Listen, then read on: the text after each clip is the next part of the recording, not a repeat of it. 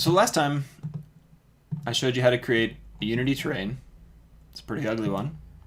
How to export that as an OBJ file, bring it into Blender, do some modification, and then re-export and then import that into Unity as a low poly terrain like you can see now. Now that has a few downsides that you need to know about.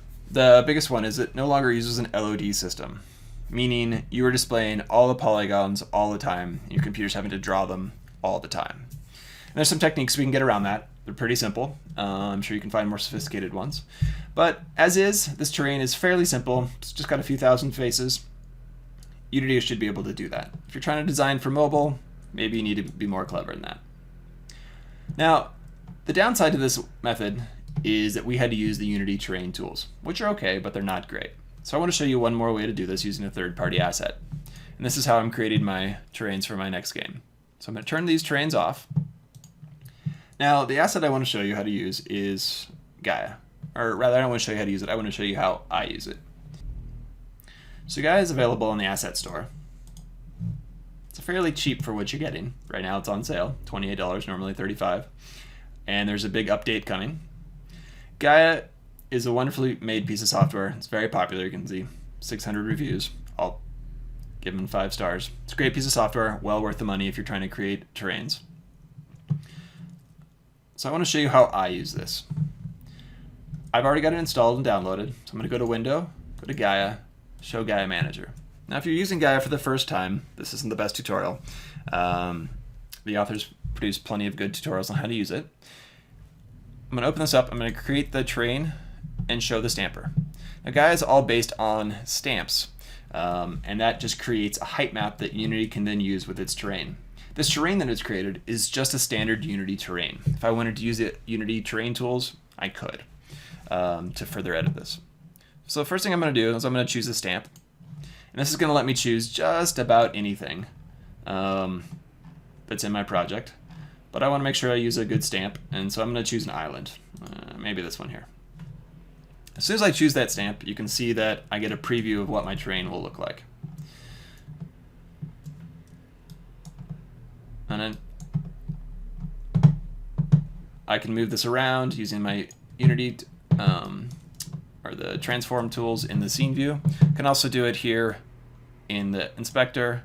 I can rotate, I can scale, I can change the height scale if I want to make things really tall, really short. You'll also notice that I'm getting a visualization of sea level. And by default, this is set at 50 meters, and Gaia will create water for you, or you can create it wherever you want. This is just to give you a visual so you can place your water. Now, in order to create this terrain, all I have to do is come down here to the inspector and press stamp. Gaia is going to do its thing. It's nice and multi-threaded, so you keep responsiveness. And then I've created my terrain. If I click off, so I'm not showing my stamper anymore, you can very clearly see my new terrain.